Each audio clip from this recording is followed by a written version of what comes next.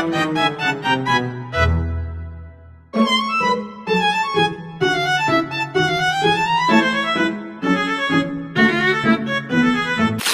semuanya, selamat datang di podcast kita.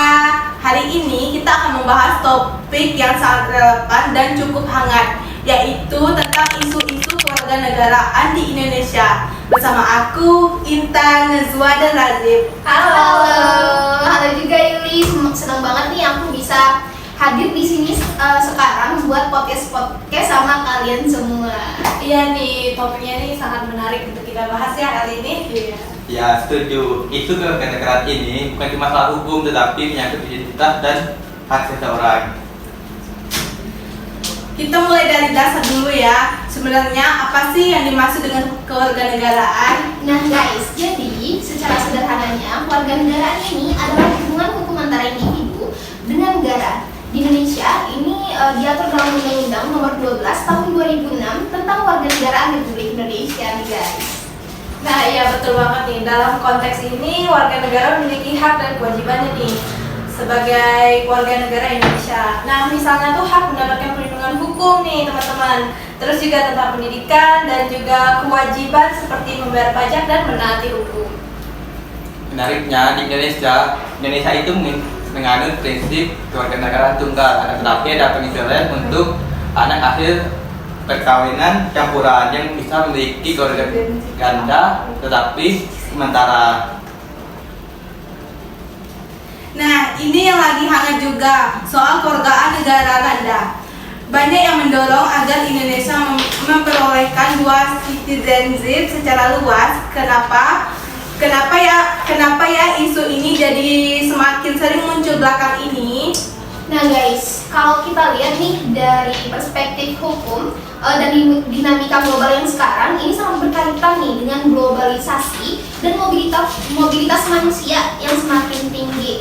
Jadi banyak banget WNI yang tinggal, bekerja, bahkan menetap nih di luar negeri dalam jangka panjang. Nah mereka sering dihadapkan dengan dilema seperti mempertahankan kewarganegaraan Indonesia atau mengambil kewarganegaraan negara lain demi akses hak-hak sipil di sana. Misalnya nih di beberapa negara, status kewarganegaraan menentukan akses terhadap pekerjaan tertentu, jaminan sosial, bahkan hak politik. Jadi secara rasional, banyak diaspora yang akhirnya memilih kewarganegaraan asing meskipun secara emosional mereka masih merasa terikat dengan Indonesia. Ya betul sekali. Nah ini kan dari sisi sosialnya nih menarik banget. Banyak diaspora Indonesia yang tetap aktif gitu berkontribusi baik melalui komunitas kegiatan budaya maupun jaringan profesional. Nah teman-teman, mereka ini sebenarnya masih punya rasa memiliki terhadap Indonesia nih sebenarnya. Kalau negara membuka peluang kewarganegaraan ganda, itu bisa memperkuat hubungan dengan diaspora gitu. Bahkan secara ekonomi, dampaknya itu bisa lebih signifikan nih teman-teman, seperti peningkatan investasi, transfer teknologi, dan juga pertukaran pengetahuan nih. Nah, negara-negara seperti India dan Filipina juga memanfaatkan ini dengan cukup baik nih. Berarti secara potensi memang besar ya. Tapi kalau begitu, kenapa Indonesia masih belum sepenuhnya membuka kebijakan itu? Nah, di sini letak kompleksitasnya dari perspektif kebijakan politik dan keamanan nasional. Kewarganegaraan ganda bukan hanya soal peluang, tapi juga ada risiko. Salah satu isu utamanya adalah loyalitas. Dalam situasi tertentu, seseorang dengan dua kewarganegaraan bisa menghadapi konflik kepentingan antara dua negara. Misalnya dalam konteks hukum atau politik internasional, negara perlu memastikan bahwa setiap warga negaranya memiliki komitmen yang jelas terhadap kepentingan nasional. Ini penting terutama untuk posisi strategis atau jabatan publik politik. Nah guys, selain itu, dari sisi hukum juga ada persoalan yuridiksi. Jadi jika seseorang memiliki dua kenegaraan dan terlibat dalam kasus hukum lintas negara, maka bisa timbul pertanyaan nih, hukum negara mana yang akan berlaku? Nah ini bisa menimbulkan komplikasi dalam penegakan hukumnya. Nah, tapi kalau dilihat dari sudut pandang masyarakat nih, banyak yang merasa kebijakan kewarganegaraan tunggal ini nih nggak kaku sebenarnya di era sekarang ya. Karena realitanya identitas seseorang tidak lagi terbatas pada satu negara saja nih, apalagi apalagi nih generasi muda seperti kita yang di bawah kita baru lahir dan besar di luar negeri, tapi masih banyak punya akar budaya Indonesia pada diri mereka gitu. Mereka sering merasa di antara dua dunia nih, antara Indonesia dan negeri yang mereka tempati saat ini. Oke, sangat menarik ya. Jadi ini bukan cuma soal hukum, tapi juga identitas dan perasaan keterkaitan seorang terhadap negara. Betul, maka dari itu, kalau Indonesia ingin mempertimbangkan kebijakan kewarganegaraan ganda, perlu ada desain kebijakan yang sangat hati-hati. Misalnya, bisa dimulai dengan skema terbatas seperti hanya untuk diaspora tertentu dan syarat-syarat tertentu. Topik lain yang sering muncul dalam diskusi kewarganegaraan adalah anak yang lahir dari perkawinan campuran. Kalau dilihat secara hukum maupun sosial, bagaimana sebenarnya status mereka di Indonesia? Nah, jadi secara regulasinya pada Undang-Undang Nomor 12 Tahun 2006 memberikan ketentuan bahwa anak dari hasil perkawinan campuran dapat memiliki kewarganegaraan ganda terbatas. Artinya nih, mereka bisa diakui sebagai WNI sekaligus mengikuti kewarganegaraan dari salah satu orang tuanya yang berkewarganegaraan asing nih guys. Namun sifatnya sementara. Ketika anak tersebut mencapai umur 18 tahun, anak atau sudah menikah nih, maka ia wajib menentukan pilihan kewarganegaraannya. Proses ini dikenal sebagai hak memiliki kewarganegaraan atau right of option. Nah, kalau dilihat secara sekilas nih, aturan ini terlihat cukup jelas ya teman-teman, tapi dalam praktiknya seringkali justru menimbulkan kebingungan di dalam masyarakat nih. Banyak orang tua yang tidak sepenuhnya memahami batas waktu dan prosedur yang sudah ditempuh. Akibatnya ada beberapa kasus di mana anak-anak sebenarnya yang berhak menjadi WNI, tetapi karena terlambatnya mengurus dokumen dan atau tidak mengurus aturan, status kewarganegaraannya ini menjadi tidak jelas nih teman-teman. Iya sih, dan ini cukup serius sebenarnya karena status kewarganegaraan itu bukan hanya soal identitas, tetapi juga menentukan akses terhadap pendidikan, kesehatan, hingga hak-hak administrasi lainnya. Bayangkan saja seorang anak yang sejak kecil tinggal di Indonesia, sekolah di Indonesia, tapi kemudian menghadapi masalah administrasi hanya karena kurangnya informasi. Itu tentu berdampak besar secara sosial dan psikologis. Benar, dan kasus seperti ini menunjukkan bahwa persoalan kewarganegaraan tidak hanya berada di level regulasi, tetapi juga harus memastikan bahwa aturan tersebut dipahami secara luas oleh masyarakat, terutama kelompok yang berdampak langsung. Selain itu, dari sisi administrasi negara, proses pencatatan dan pengurusan kewarganegaraan juga harus dibuat lebih sederhana dan terintegrasi, karena seringkali kendala bukan pada substansi hukumnya, tetapi pada teknik birokrasi. Selain itu nih, di sisi administrasi negara, proses pencatatan dan pengurusan kewarganegaraannya juga harus dibuat lebih sederhana dan terintegrasi. Karena sering kali kendala bukan pada substansi hukumnya, tetapi pada teknis birokrasi. Nah ya nih, menarik nih kalau misalnya kita dari perspektif sosial nih teman-teman. Anak-anak dari perkawinan campuran ini sebenarnya tumbuh dalam dua budaya sekaligus nih, antara entah ibunya yang WNI atau ayahnya yang WNI.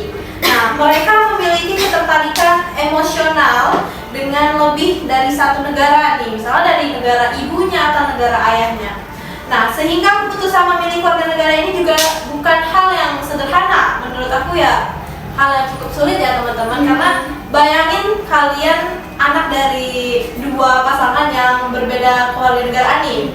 Jadi pasti kalian merasa kayak, oh aku ingin pilih negara Indonesia, aku ingin pilih negara ayah aku gitu. Jadi kayak ini nggak semudah yang kita bayangin gitu. Itu pasti menimbulkan suatu hal yang membingungkan bagi seorang anak itu.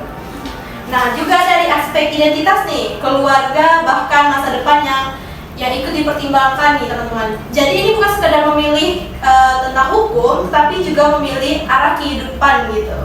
Benar banget. Iya. Dan itu yang membuat isu ini cukup kompleks.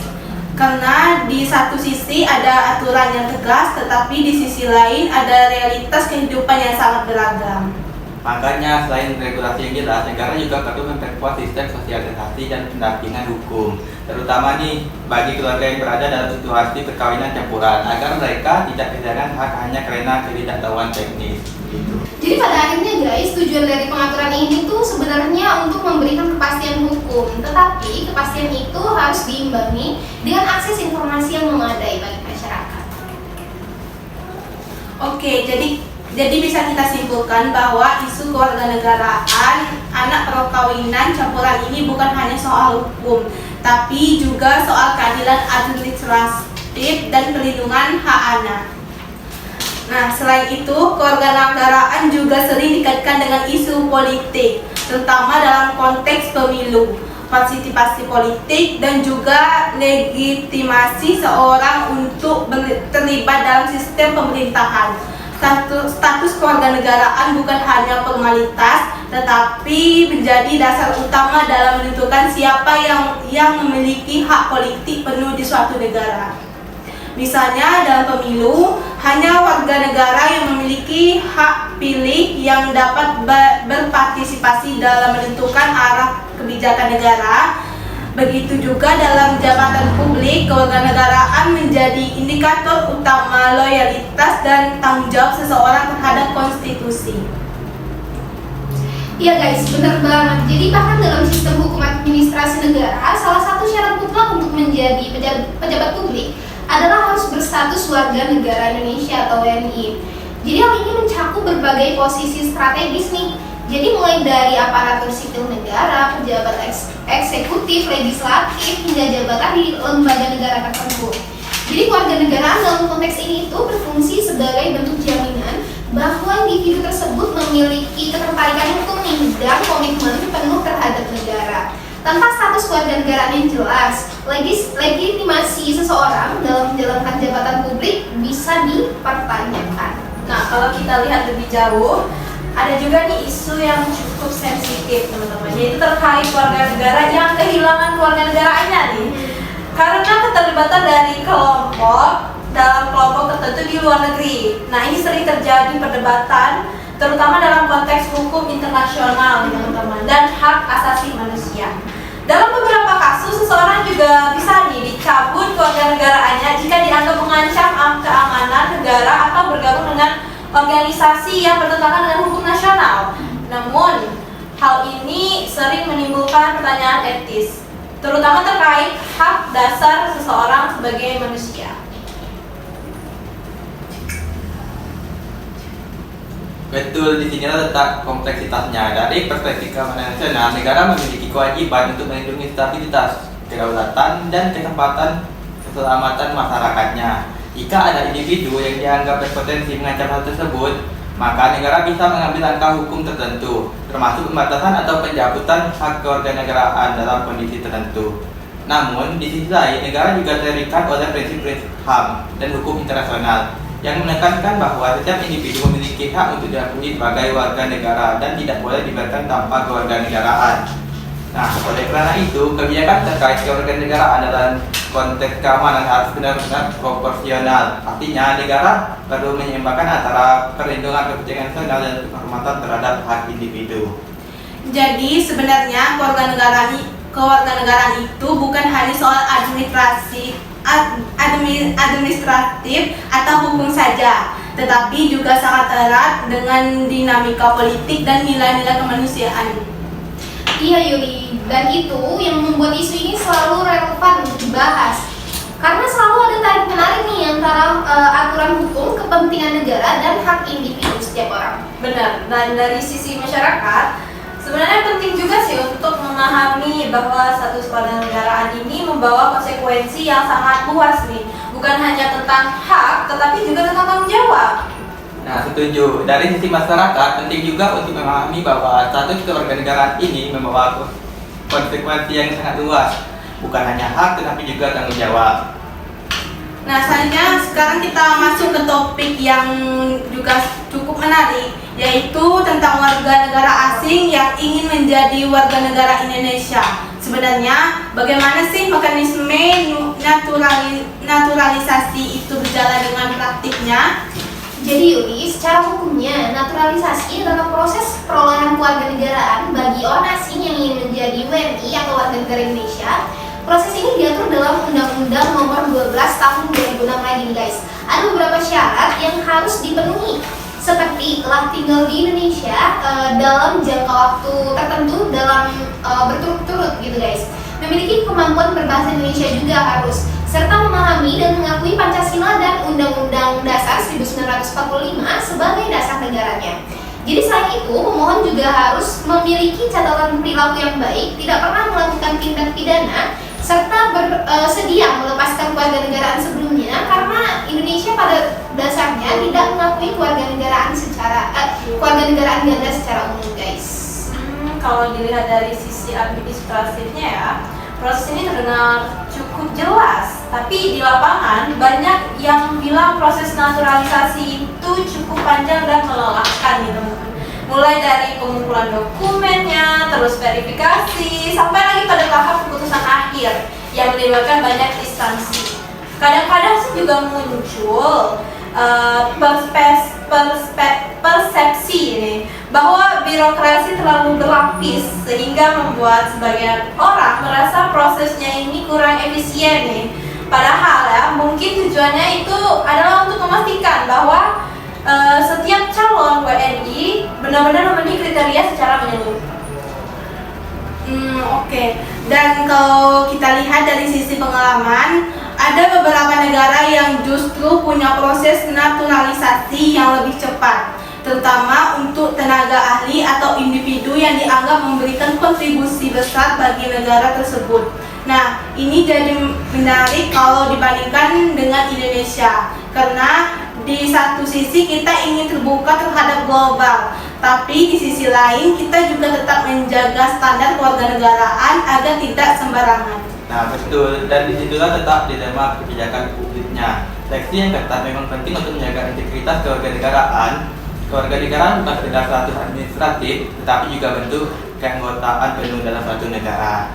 Kalau terlalu longgar, ada risiko penyalahgunaan. Misalnya, orang yang hanya ingin mendapatkan keuntungan tertentu tanpa komitmen jangka panjang terhadap negara. Tapi kalau terlalu ketat, kita bisa kehilangan kesempatan untuk menarik individu yang sebenarnya bisa memberi kontribusi besar. Nah, betul banget Razif. Makanya nih, dalam hukum kewarganegaraan selalu ada prinsip kehati-hatian. Negara harus memastikan bahwa setiap individu yang menerima sebagai WNI benar-benar memiliki ikatan yang kuat nih, baik secara hukum, sosial maupun ideologisnya. Nah, dan itu juga termasuk kesediaan untuk menerima nilai-nilai dasar negara kita nih. Bukan hanya sekedar formal, tetapi juga dalam praktik kehidupan sehari-harinya guys. Nah, menarik banget nih ya. Karena kalau kita lihat dari perspektif sosial nih teman-teman, banyak juga WNA atau warga negara asing yang sebenarnya itu sudah lama tinggal di Indonesia, tetapi bahkan sudah menikah nih dengan warga lokal, bekerja dan berkontribusi dalam masyarakat, tapi masih terkendala nih tentang status kewarganegaraan mereka. Nah, jadi di satu sisi mereka itu sudah menjadi bagian dari masyarakat tersebut, tapi secara hukum sepenuhnya ini belum jadi warga negara Indonesia. Baik, ini menunjukkan bahwa kewarganegaraan itu bukan hanya soal dokumen, tapi juga soal realitas sosial. Ada orang yang secara hukum bukan WNI, tetapi secara sosial sudah sangat melekat dengan kehidupan Indonesia. Dan itu juga yang membuat itu naturalisasi ini sangat selalu relevan. Negara perlu menyesuaikan kebijakan agar tetap adil, selektif, dan tetap juga adaptif terhadap perkembangan global dan kebutuhan masyarakat. Jadi guys, bisa dibilang nih, naturalisasi itu bukan sekedar proses administratif, tapi juga proses integrasi. Nah, bagaimana seseorang benar-benar menjadi bagian dari bangsa ini secara utuh guys? Nah, dari semua pembahasan kita kali ini nih guys, kita tuh bisa lihat bahwa kewarganegaraan itu jauh lebih kompleks nih daripada yang kita pikirin. Karena tentang status hukum. Nah, ada juga aspek tentang politik, identitas, terus juga sosial, hingga keamanan negara yang saling berkaitan. Bener banget Nazwa, dan secara hukum kita belajar bahwa setiap kebijakan kewarganegaraan ini selalu memiliki dasar aturan nih yang jelas, tetapi implementasinya tetap membutuhkan penyesuaian dalam dinamika zaman kita nih sekarang.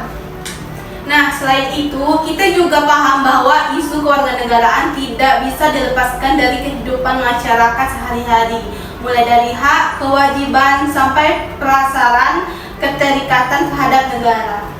dan pada akhirnya semua kembali pada keseimbangan antara kepentingan negara dan hak individu. Itulah tantangan utama dan merumuskan kebijakan kewarganegaraan yang ada. Nah, terima kasih nih untuk teman-teman yang sudah mau diskusi nih bareng-bareng kali ini. Semoga pembahasan kita kali ini bisa menambah wawasan kita semua ya tentang pentingnya memahami isu kewarganegaraan guys. Karena di umur kita yang sekarang, kalau kita tidak memahami tentang isu kewarganegaraan ini kayak benar-benar ketinggalan zaman banget gitu ya. Jadi ini penting sih untuk kita bahas di beberapa temuan berikutnya. Benar banget. Jadi guys, semoga banget nih bisa membuka perspektif baru kita bahwa kewarganegaraan itu bukan suatu hal yang sederhana. Jadi tapi sangat penting dalam kehidupan bernegara. Jadi semuanya nggak bakalan mandang sepele lagi nih tentang kewarganegaraan kita ya. Jadi ya ada nambah-nambah informasi baru lagi nih untuk kalian. Dan ya jangan lupa sebagai warga negara kita juga punya tanggung jawab untuk terus belajar dan memahami aturan yang berlaku. Oke, betul sekali nih guys. Nah, sampai jumpa di pertemuan kita selanjutnya nih. Semoga kita bisa ngobrol gini lagi ya. Dan tetap kritis, tetap terbuka, dan sampai jumpa.